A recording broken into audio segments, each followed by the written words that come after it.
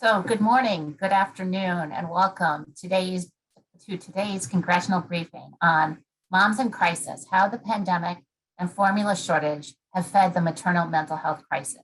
Thank you for taking time from your busy days to be with us to talk about the important issue of maternal mental health. Next slide, please. My name is Adrienne Griffin. I'm the Executive Director of Maternal Mental Health Leadership Alliance, and I will be your host and moderator for today's session. Next slide, please. We're joined today by sister organizations 2020 Mom and the Shades of Blue Project, with support from the American College of Obstetricians and Gynecologists, the March of Dimes, and Mental Health America.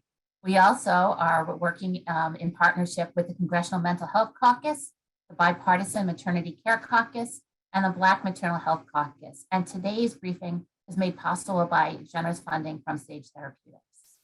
Next slide, please. A few notes about logistics. The presentation and recordings will be sent to everyone who participates via email following the briefing. And if you have any questions, you can contact Emily, our tech support, at erosenberg@mmhla.org. Next slide, please. Moms in crisis. What are we talking about? Well, before we talk about maternal mental health, we need to talk about maternal mortality and see where mental health fits into this. So the slide on the left, I'm sure many of you have seen before. It notes that the US ranks the last among industrialized nations in maternal mortality. And these rates continue to rise. In fact, during the pandemic, we saw that the rates of maternal mortality rose for all women in the United States, but particularly for Black women. You can see with that red circle. Next slide, please. And tragically, suicide and overdose are the leading causes of death for new mothers. Every time I say that, I feel like somebody's punched me in the stomach. These are entirely preventable deaths. Next slide, please. So maternal mental health conditions are actually the most common complication of pregnancy and childbirth. These conditions include anxiety and depression and other issues, and they affect at least 1 in 5 pregnant or postpartum people. We also know that certain high-risk groups, such as military mothers, BIPOC individuals, and those living in low-income neighborhoods, are impacted at rates as high as 40%. And we know that untreated maternal mental health conditions can have negative long-term impact on mother, baby, family, and society. We also know that the vast majority, over 75% of those who experience maternal mental health symptoms go untreated. And this costs our country a total of $14 billion each year in addressing poor health outcomes of mother and baby, lost wages, and productivity. Next slide, please. So besides the normal new mom stressors, moms over the last several years have faced an enormous amount of stress, starting with the COVID pandemic, when women who were pregnant or soon to be pregnant worried about how the virus might affect them, their pregnancy, their newborns, but then their whole lives were turned upside down. And women had to worry about, how am I going to work from home and care for my family and teach my children, all during the pandemic? And then as we have been emerging from the pandemic, there are questions about, how am I going to feed my infant with this formula shortage? And how am I going to keep my children safe at school? Next slide, please. Make no mistake, all of these stressors are having a huge impact on mom's maternal mental health. And how the mother does directly impacts the family. Next slide, please. Thankfully, people are listening and taking action. Over the last several months, we've seen that a national maternal mental health hotline was launched. That's a 24/7 hotline launched on Mother's Day this year. We know that Congress is taking steps to address the infant formula shortage, and the medical system is starting to address the rates of maternal mortality. Next slide, please.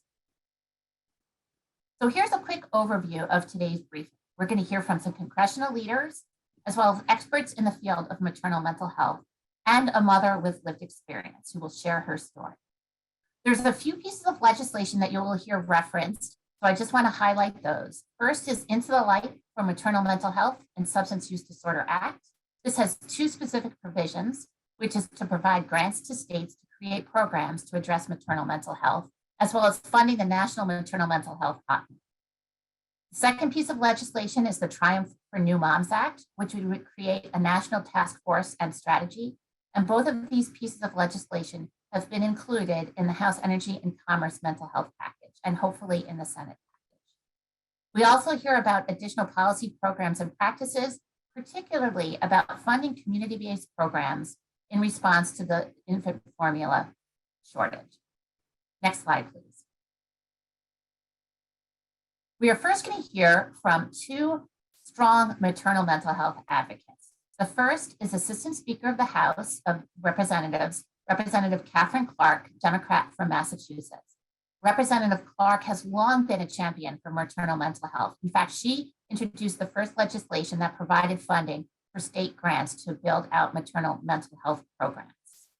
Next slide, please. We will also hear from Representative Jamie Herrera Butler, Republican from Washington, who, along with Representative Clark, is leading Into the Light and other pieces of maternal mental health legislation. So we'll have a quick video from each one of our representatives.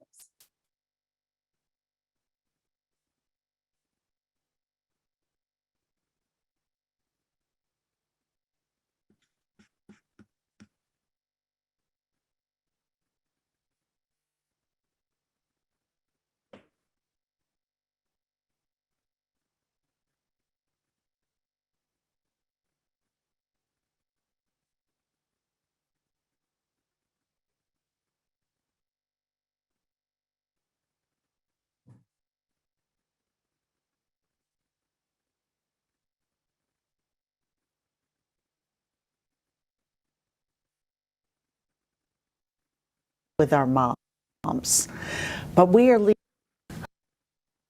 Sorry, folks, a few technical. Hello, I'm Assistant Speaker of the House, Catherine Clark. I'm honored to join the Maternal Mental Health Leadership Alliance virtual congressional briefing today, even virtually. And I'm so grateful for your support for my bill, Into the Light for Maternal Mental Health. I don't have to tell you all that the health and success of families begins with our moms. But we are leaving too many without the care and support they need. Despite incredibly high rates of mental health issues during and after pregnancy, 75% of mothers never get treatment. It's simply unacceptable. I'm proud to lead the Into the Light Act to provide permanent mental health resources to moms across the country, from a 24/7 voice and text hotline to improved screening and treatment programs. Passing this legislation is an important step towards ensuring that no mom will suffer alone. So thank you for all of your partnership in the fight to promote the mental health of mothers and invest in health equity. The Maternal Mental Health Leadership Alliance's dedication to solving the maternal mental health care crisis inspires my work in Congress every day. And I'm so grateful for your support and advocacy. I hope you have a wonderful conference.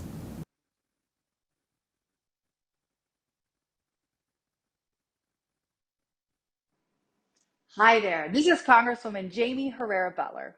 Thank you for inviting me to take part in your Maternal Mental Health Leadership Alliance briefing. This is a great opportunity to come together and learn about solutions that could improve the health and well-being of moms across our country.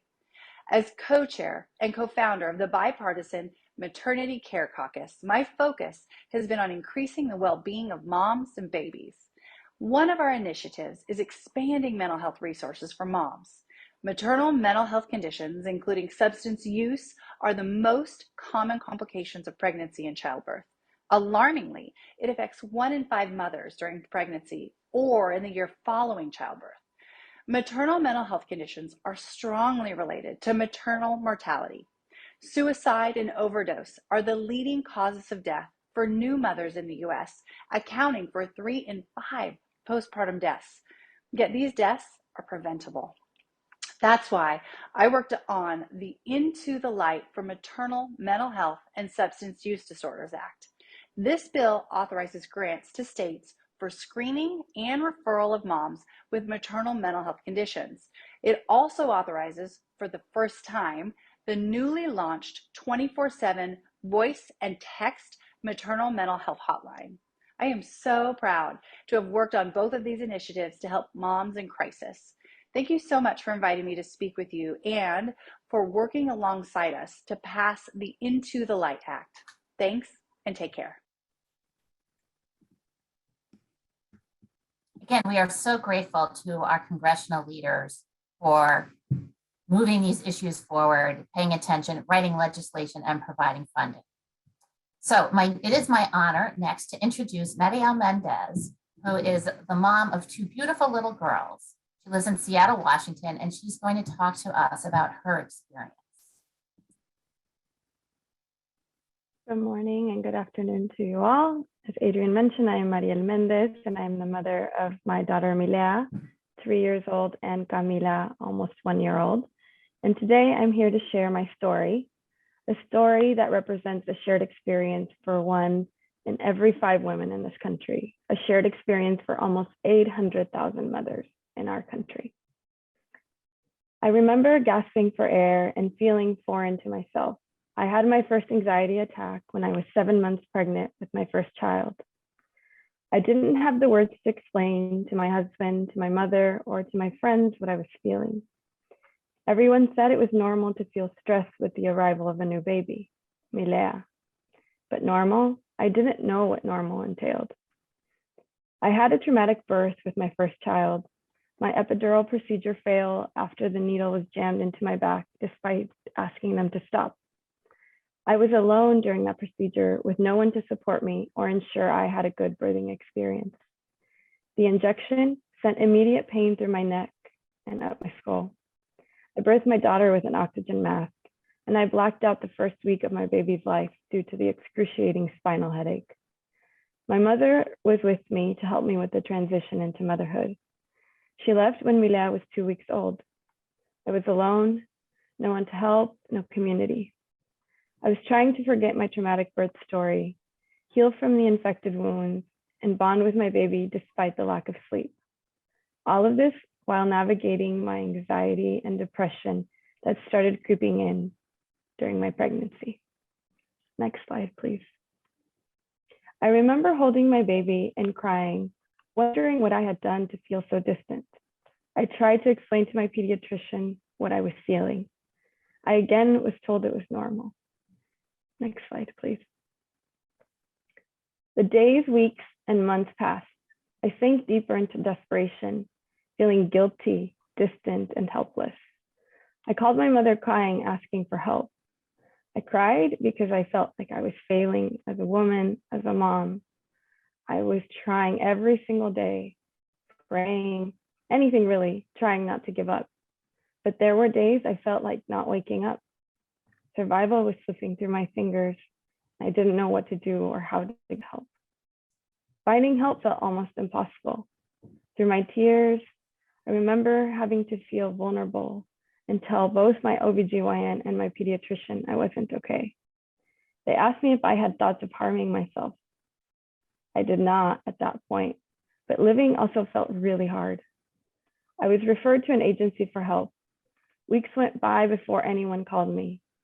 I asked for a Latinx provider because I felt like I needed to express myself in my native language, and I felt it was important to seek support from someone who knew my experience.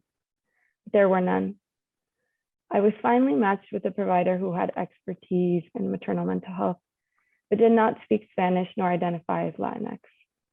Unfortunately, they did not show up to our first consult. The whole process felt draining. I had slipped through every crack and never received the care I needed. I experienced this living in a city known for their medical innovation and maternal mental health systems in place. This was Boston, Massachusetts. Fast forward a couple of months, I had moved across the country to Seattle, Washington. Here, my feelings of depression continued. Through my pediatrician's routine depression screening, he realized something was not right. He referred me to a community organization that had Latinx peer supports that provided me with community and comfort. There, I was also connected to a Latinx maternal mental health therapist.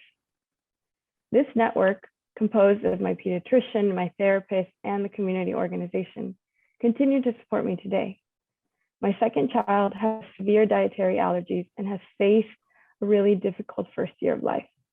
Camila stopped gaining weight for 3 months and continues to navigate painful skin lesions due to her dietary allergies.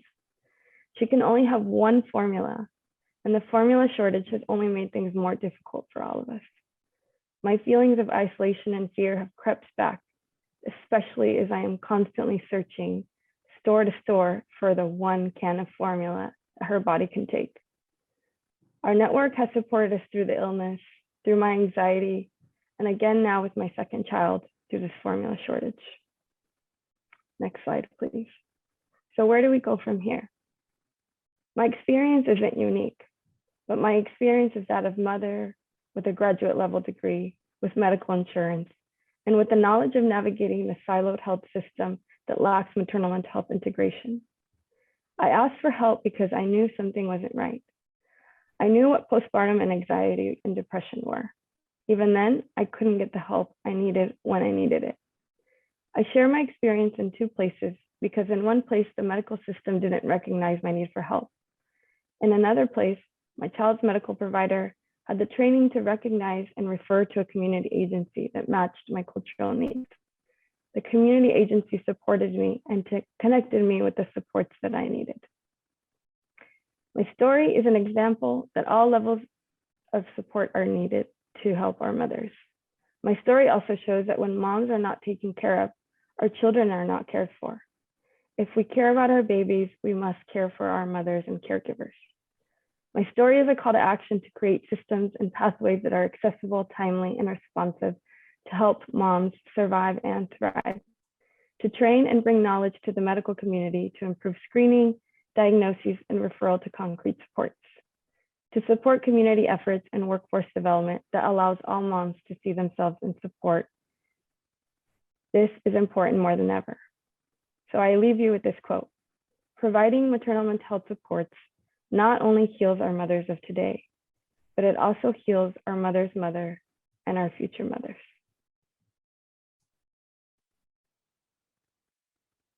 Mariel, so thank you so much for sharing your story.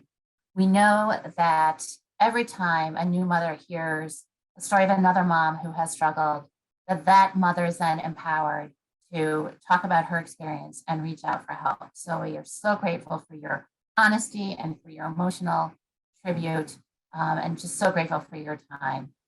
And we did notice that you spoke during this, during your story about the infant formula shortage, and just wondering about how, if you could shed a little bit more light on how you're feeling about that, and how do you think the formula shortage is affecting other new moms?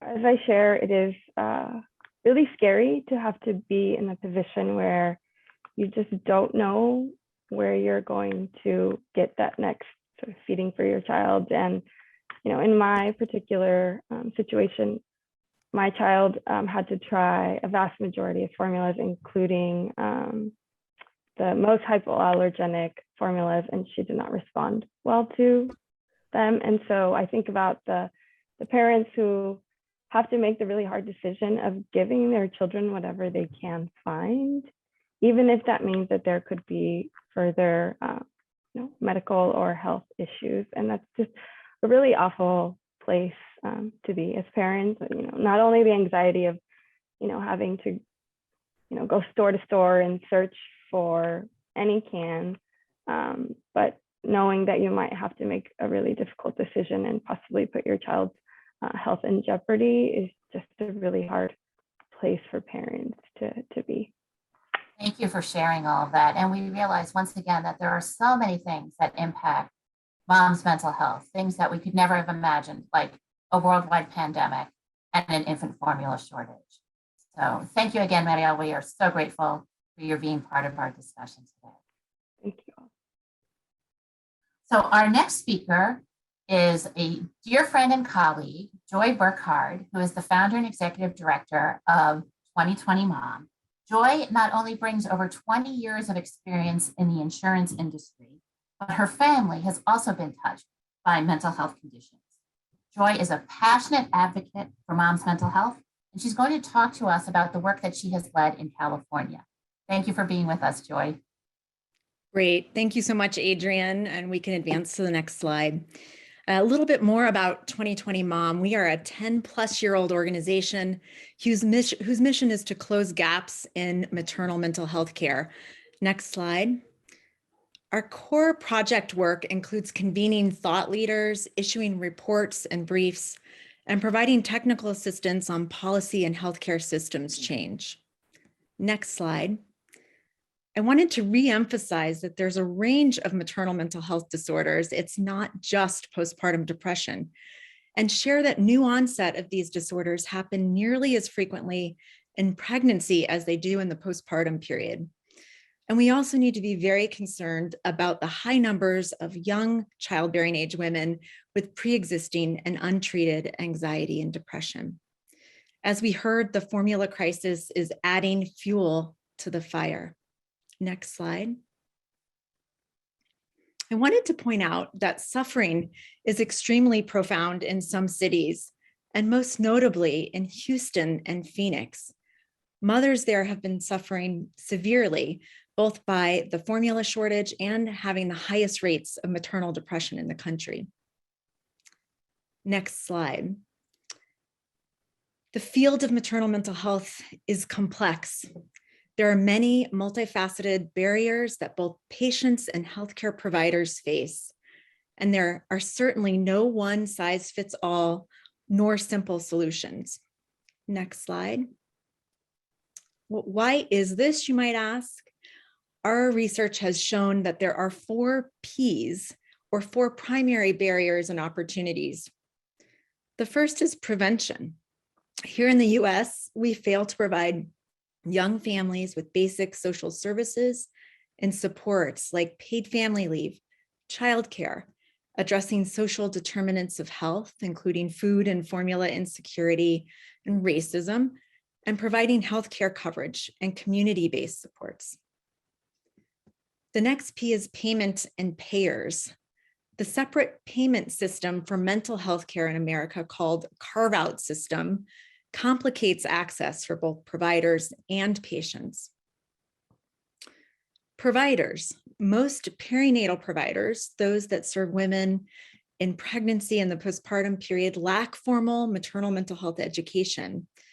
We're also facing severe and significant OBGYN and midwife shortages, what we call the maternal medical home. There are severe mental health provider shortages.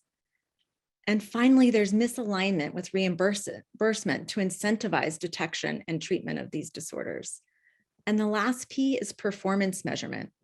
In a fragmented health system like ours in America, a framework for quality measurement and national reporting that helps implement a standard of care and hold payers accountable is a must. Next slide. As we know, health systems change in the US largely lies with the states, and states are really beginning to take action, from declaring May Maternal Mental Health Awareness Month to forming task forces and mandating provider action. Next slide. Several states have formed task forces, including California. I want to share a little bit about what that process looked like.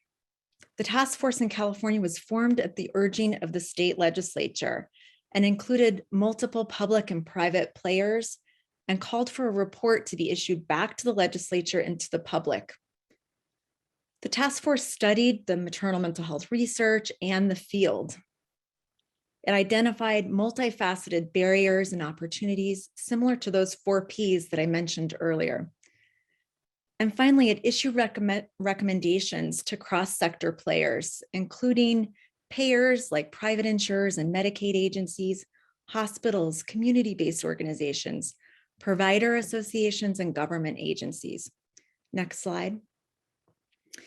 You might be asking, Has the federal government done something like this? What has been done by the federal government? And many of you may remember the reports that were issued in late 2020 under the prior administration by the Health and Human Services Agency, HHS, and the Surgeon General.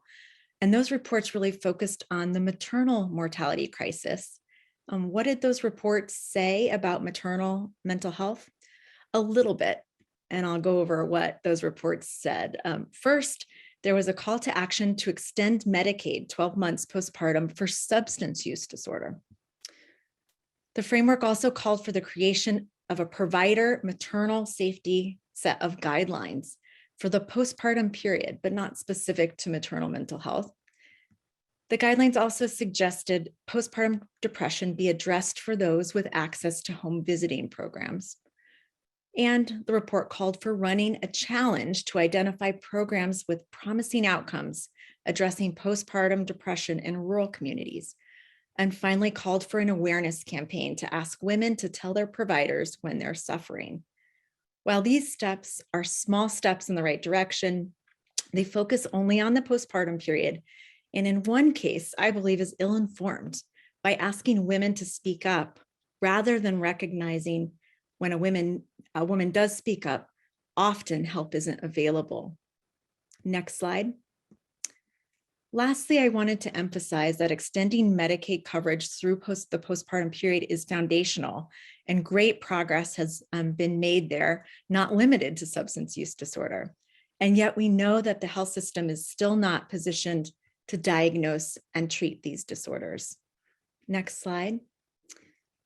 And so what is the solution? As Adrienne mentioned, the Triumph for New Moms Act calls for the formation of a task force at the federal level that would work similar to California's task force to study and understand the complexities of the problem, to develop a national strategic plan that includes actions each federal agency can take, and also would issue recommendations to the states.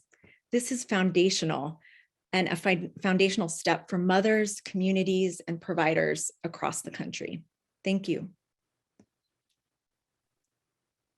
Thank you, Joy, for your many years of work in the field of maternal mental health. You have helped move the needle more than you will ever realize. And we're so grateful for 2020 Mom taking the lead on the Triumph for New Moms Act. And we want to encourage policymakers to co-sponsor this important piece of legislation. So I have one quick question for you, Joy. Since you recognize that the Department of Health and Human Services is doing some work, we know they have work groups addressing maternal health. What do you think? Should HHS also address maternal mental health? And if so, what would that look like?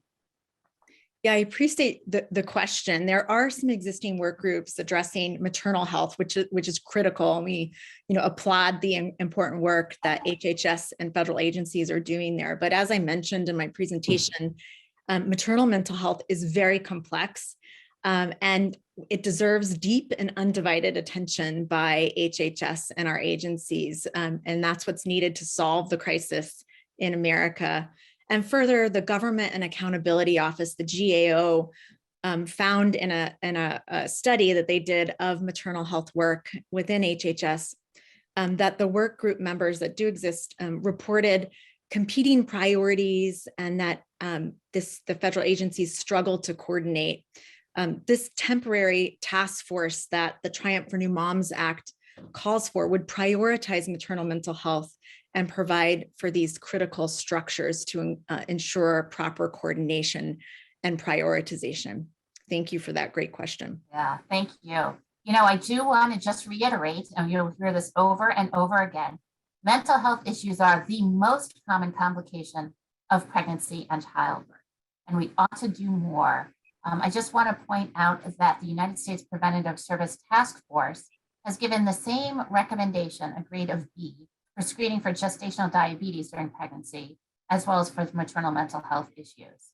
Gestational diabetes affects about 6% of the pregnant population, and yet there is almost universal screening.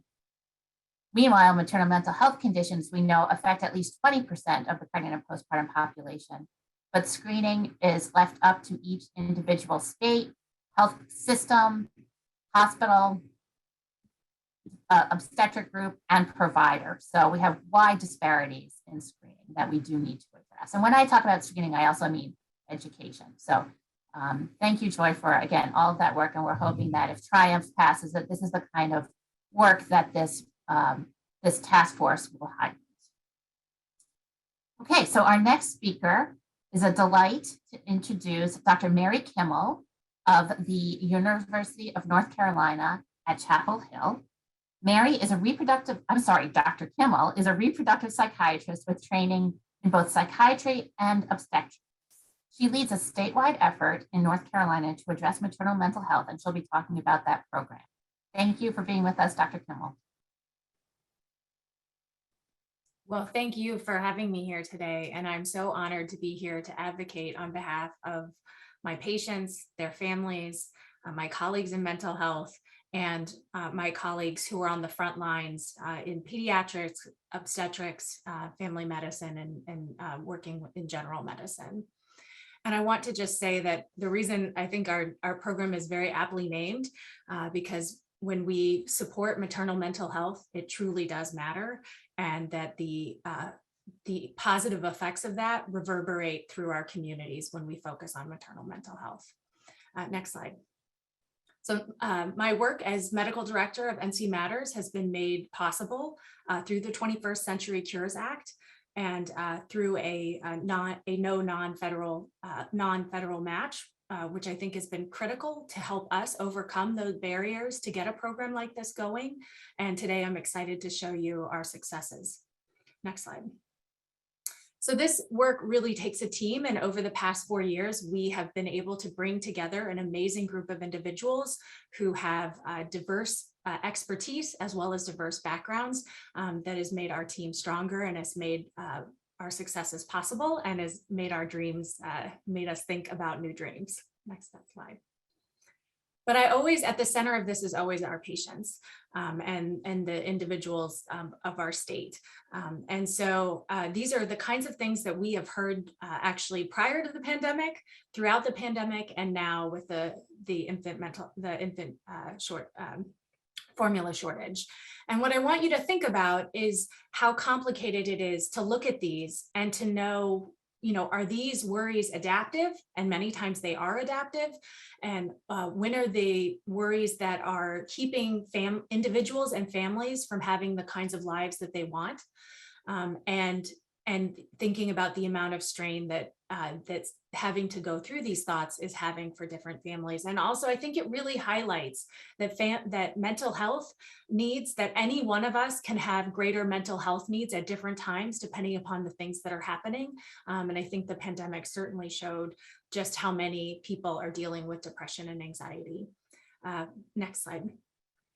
But one of our barriers has been a shortage of mental health providers. And you can really see that in North Carolina. That's very well shown by this map, where really 90 of our counties are considered to not have adequate numbers of mental health providers. But we've learned from collaborative care. So in collaborative care, we take expertise, mental health expertise, and we take the expertise of people who know their patients and they know their communities, and we bring that together. And so our program strives to do that now and use those same ideas and to do that across the state and to really bring collaborative care to trying to address some of these issues. Next slide. So our program entails education. I will say yesterday, actually my program manager and I did a half-day training for 11 providers from 11 counties just yesterday. So, our education is really to help people understand screening, to feel empowered, to have up-to-date evidence-based knowledge. We know, though, it doesn't stop there, that people need in real time, providers need to be able to discuss issues that come up.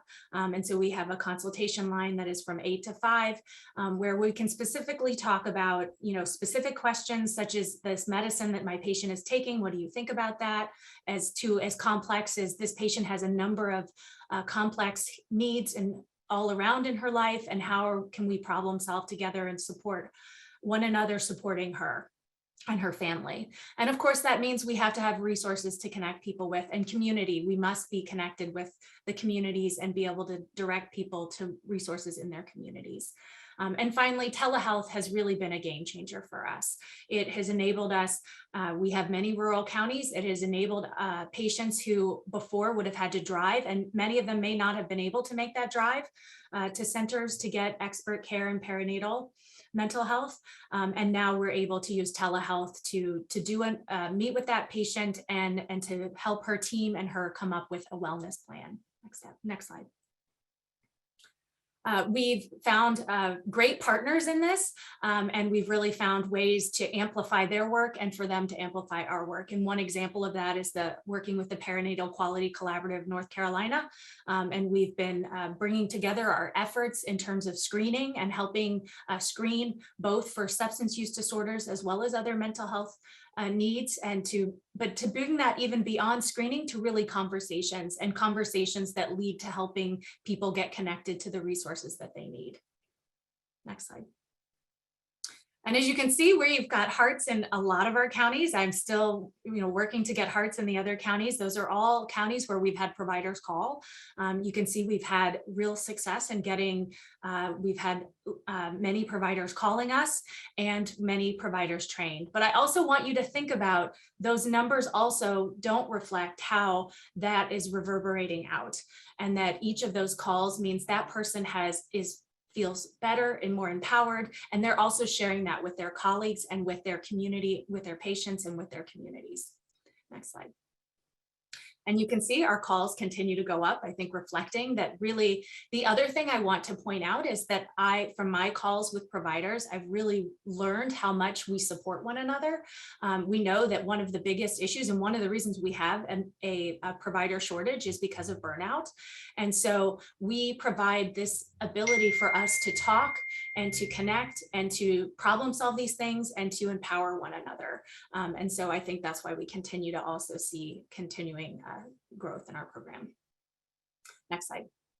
And we're not just, we're initially targeting OB providers, but we know that we really need to be able to change family mental health. We need to be able to be targeting lots of different providers. And we're proud that those numbers are growing. And I think but it also shows where we continue to want to make growth, and we want to continue to expand other specialties that we're also supporting. Next slide. And this has been interesting for us, how much we've been supporting and the growth of support of psychiatric providers. And again, I think that comes back to the challenges that we're all facing, and we need community, and we need to be able to have ability to support one another.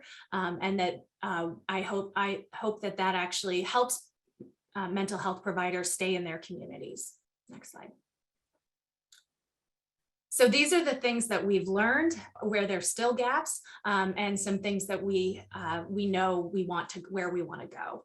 We know that we need to continue to create support and teams that cross into communities, and that we have more people representing diverse communities, and that we can provide support to and learn from. We also want to continue to change the conversation from just thinking about each individual to thinking about the mother, parent, and child together, thinking about the family. And we, would love to see moving towards family mental health community hubs. And I really believe that sends a message to communities that our mental health is important, and the strength of that can really reverberate out through the community. And finally, we are all also always excited about innovating and thinking of new ways to get access to people, but making sure that that's done in an evidence-based way. And so we have multiple ideas on directions to try to increase access in new ways. Next slide. And I always like to end on this thought, bringing it back to our mom, that it is really, and Mariel, I think, the strength of her is the strength, like she pointed this out so beautifully, thinking about how mothers impact the future mothers. And so a healthy mom is critical to a healthy baby, but I also want us to remember that each individual deserves support and mental wellness, and that when we do that, we do have stronger communities. Thank you. Thank you so much, Dr. Kimmel, for being with us today and for dedicating your academic career to finding ways to help new and pregnant people. So grateful for all that you do. So I have a quick question for you. So you discussed your psychiatric access line that helps providers treat maternal mental health conditions. I'm wondering if you could walk us through the kinds of questions that you receive, how long these calls typically last. I know there's probably a whole variety of different things, and what kind of follow-up you provide those who reach out for help. Yeah, that's a great question. So we have the gamut of questions. Some of them are very simple questions that take, really 5 minutes of, a question about my patient's on this medicine. I've never seen someone in pregnancy taking it. What do you think? And we have a good conversation about it. We can bring up if there's, recent data on that medicine, but also just helping them really navigate how to have the conversation of risk with their patients. So the risk of not taking it versus the risk of often, sometimes even just really that we can't say there's no risk to a medicine. But that also goes to as complex as I've had 30-minute conversations with wonderful therapists in the community, talking about a complex issues that their patient may be having, really bringing together complex social determinants of health needs, and really how and different ways that we can problem solve together. The other thing that we've learned, and this is why I think for us to continue to grow, we want to expand our behavioral health consultants, is we know that for a lot of families, we need to continue to have support in terms of trying to help them make sure they're getting connected. There are so many barriers they're facing. That first step is often a step in a road, and we need to be able to check in and do things along the road to support them and to support their providers. And so that's where we're doing a lot of that work. And so our call goes beyond that 5 to 30 minutes to this other work, but we also are wanting to be able to expand our ability to do that. Well, thank you again. And expansion is a word that I'm going to build upon here. As we noted earlier, North Carolina was one of the 7 states to receive this initial set of funding from the federal government. It was 5-year grants that funded programs in 7 states from fiscal years 2018 to 2022. The Into the Light legislation would reauthorize those programs and expand them, asking for funding to provide grants to at least half the states so that more moms can get the help that they need, and more providers can be educated about these issues and how to educate and screen and treat their patients. So we'll keep pushing forward on the advocacy front for additional funding for Into the Light to expand these types of programs. So thank you again, Dr. Kimmel. And finally, our last, but certainly not least, presenter is Kay Matthews of the Shades of Blue Project in Houston, Texas. Kay is a certified healthcare worker, and she has led Shades of Blue to support new mothers with both their mental health as well as basic needs, like providing formula, diapers, and wipes. Community-based organizations like the Shades of Blue Project provide an all-important safety net, especially for low-income women and women of color. Kay, we're so glad that you're with us today. Please take it away. Thank you, Adrienne. Next slide. So a little bit about the Shades of Blue Project. We are based in Houston, Texas, and we're dedicated to helping women of color before, during, and after childbirth with community resources, mental health advocacy, treatment, and support. Our mission is to continue to work within hospital systems that will help us better address the issues that we're currently experiencing around maternal mental health outcomes. Next slide. And so a little bit about the social support services that we provide. Maternal mental health support groups, both virtually and in person. We also have on-site counseling services, free clinical health screenings, job placement assistance. But one of the biggest services that we offer in conjunction with our maternal mental health support is the basic necessities. What we have learned over time is I can have a lot of things going on as a new mom, or a mom who has 4 or 5 children. Each child and each birthing experience is different, right? But one thing for sure is if you're trying to get me into a support group and I'm worried about how I'm going to pay rent, get diapers, get formula, all those different things, I have disconnected from that conversation. So how we serve is how we put the person who is sitting in front of us first. We address what their needs and what their wants are first. And clearly it is about getting them the basic necessities. So we lead with that, and then we follow follow up with the other things, because what you have to have is buy-in. When you're supporting moms, birthing individuals, you have to have their buy-in. And so you have to support them in a way that they need and want. Next slide. And so when we've heard from my colleagues about some of the staggering numbers that African Americans have the highest mortality rate of any racial or ethnic group in the United States, and higher rates of preterm births explain more than half of the difference. So we have an issue. We know what this issue is. What we have to start looking at is the tie-in of the two, the tie-in between what is happening in the maternal health space, which is also happening in the maternal mental health space. Next slide. And so I will always present from the community voice. I will always share with you the things that we hear on a daily basis. I'm too busy to take care of my baby. What that really means is I'm not putting everything else first. I am trying to balance. And we don't even have to have children to know that as an adult, trying to balance can be difficult. And so when you add in a lot of different other factors, you have to think about what the mom and what the birthing individual is up in just parenting just as a whole. My mental health is not that important. This is why we talk through what they need first, because their mental health may not be important because no one ever told them or showed them that it is. So we work through what that process looks like. I can't afford to take off of work is a huge one, because what we already are experiencing is a loss, right? Not enough revenue, not enough income. Even if we're thinking about the formula shortage as a whole, that thing was happening actually before the nation knew about it.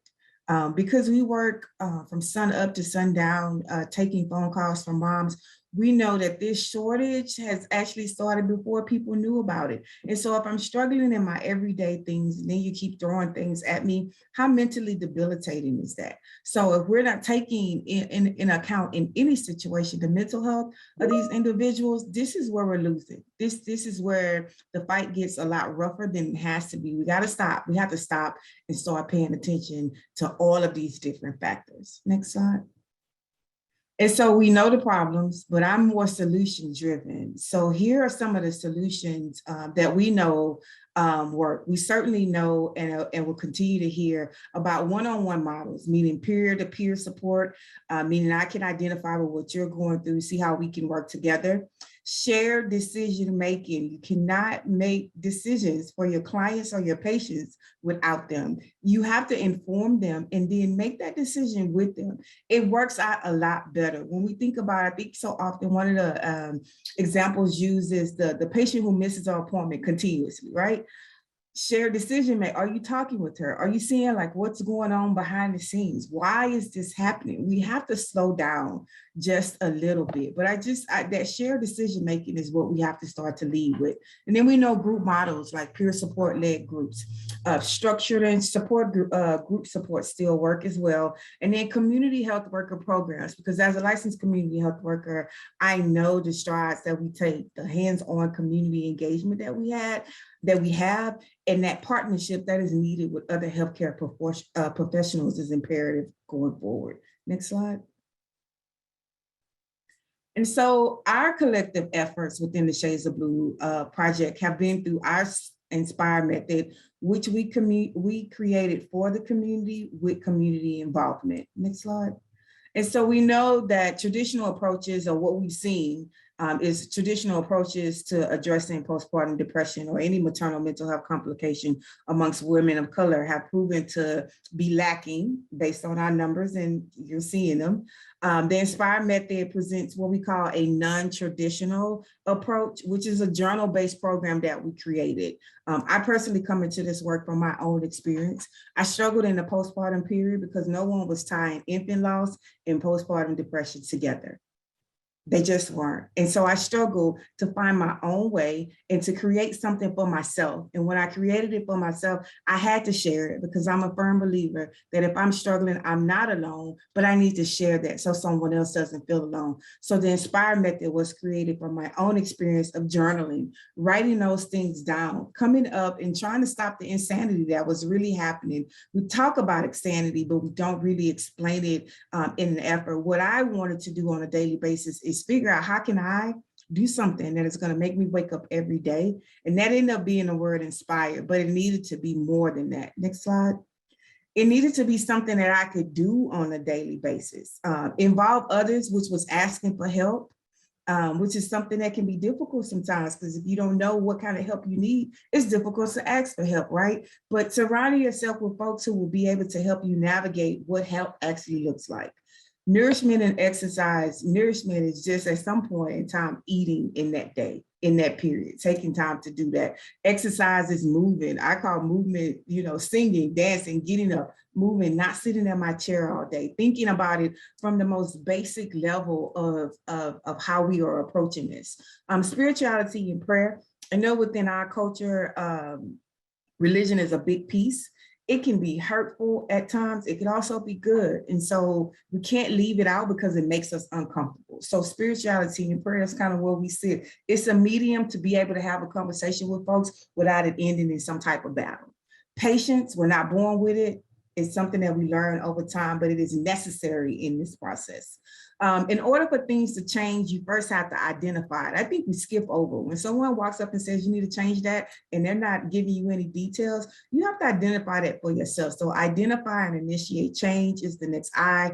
Rest and relaxation. Nobody on this call is getting enough rest and relaxation, including myself. And so I have to figure out ways throughout the day to be able to do that. It's imperative to just our overall health. And then the blame, because in this space, blame is a big part of it. Why is this happening? Is it something that I didn't do right? All of the what ifs and the whys. Each day is a new day to start again. And what that meant is every day I woke up, I got to inspire myself again. If the only thing I did that day was wake up for the next day, I still learned to inspire myself. And so we teach this method to our clients, to doctors, nurses, anybody that is going to engage with a client or a patient, because you have to utilize this for yourself before you can share with others. It makes it a lot easier, and it just really comes down to putting compassionate back into our interaction with individuals. Next slide. And so what have been our successes in using this method? Next slide. We have, if our moms decide that they want to go through the Inspire, so they're participating in the group, they can also in like 6 to 8 month time frame say they want to be a trainer. We train them to be a trainer. So we're putting them back in the workforce in many ways, training other leaders, again, doctors, nurses, training local national programs such as Healthy Start. We've created a summit from this work as well, and we are the creators of Black Maternal Mental Health Week. So this is our solutions in action that also bring awareness. Next slide. And so what has been our biggest lesson learned and key takeaway, and I always want to share this with folks when I present, next slide, is our acknowledge, respect, and support method is key. Acknowledgement just simply means I see you. So many of us don't feel seen. We feel like a number when we walk into these spaces. We feel like the next person. So again, acknowledging the person that is sitting in front of you, respecting them, not where they are, because where I am today is certainly not where I was yesterday, and I may not be there tomorrow, but respecting me where I am and giving me that, and then supporting me in a way that I need and in a way that I want. Next slide. And so I want to end with this quote: we are the solution. The community is the missing link within a lot of conversations. It is imperative that when decisions are being made, that someone from the community is not just sitting at the table, but is involved in the conversation, that their voice is heard and that their voice is honored. Next slide. And then this is us. I always want to share some of the things that we do out in the community, some of the clients that we love and we serve, and we continue to do this work again from a community lens, for the community, by the community. Thank you. Oh, thank you so much for the work that you do, for your wonderful presentation, and for really emphasizing and focusing on patient-centered care. And that's what we all really need to be doing, focus on the patients. So I have a quick question for you, Kay. I'm wondering if you can share a little information about why do you think Black and Brown mothers may be more likely to go to a community-based organization like Shades of Blue as opposed to a medical organization? Because we experience such harm within our medical care systems.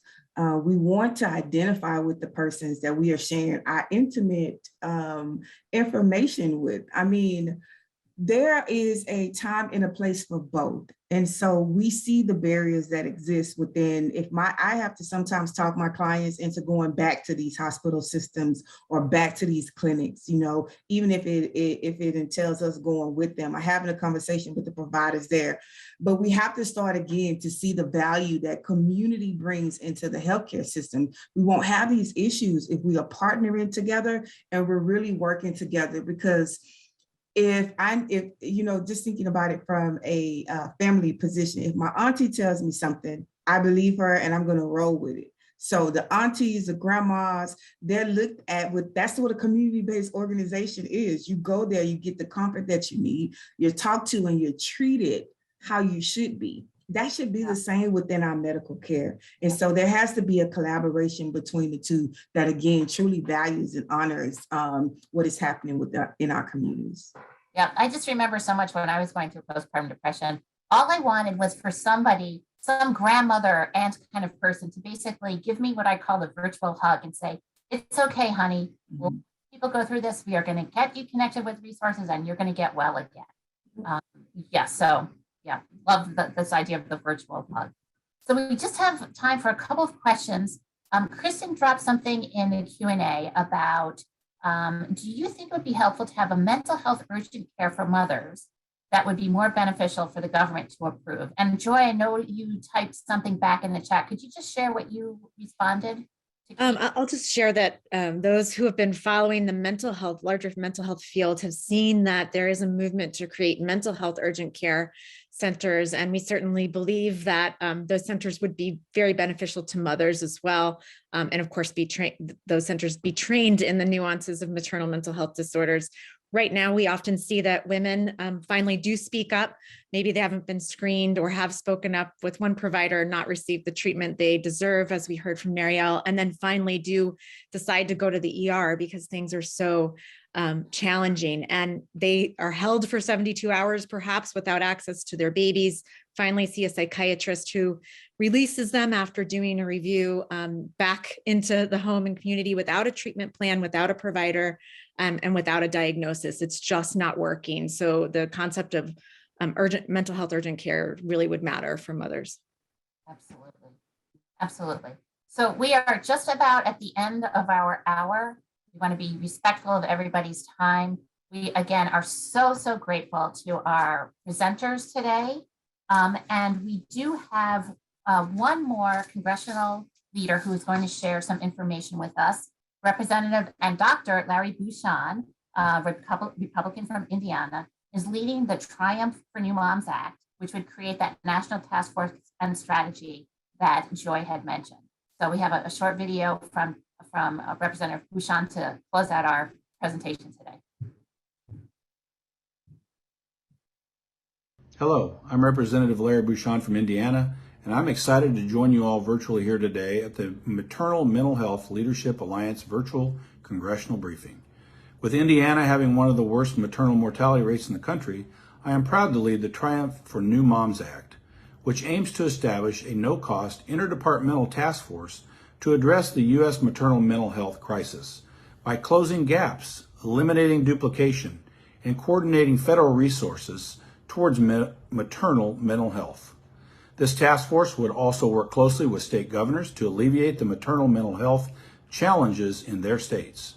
Current federal efforts to support women suffering from maternal mental health conditions lack coordinated action and organization towards this issue, and as a result, 50% of these moms never receive treatment. This bill will increase mental health support for pregnant and new mothers by offering targeted solutions that have proven success.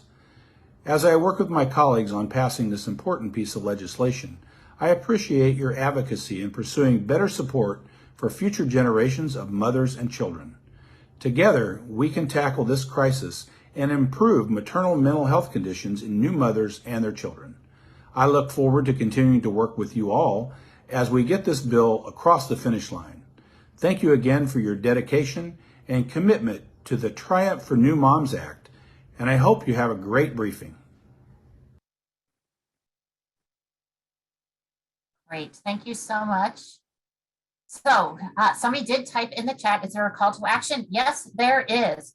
Please contact your elected officials and encourage them to support the Into the Light for Maternal Mental Health and Substance Use Disorder Act and the Triumph for New Moms Act. And we will also be advocating for including community-based mental health, maternal and mental health organizations and services in the formula response to address the mental health effect of the infant formula shortage.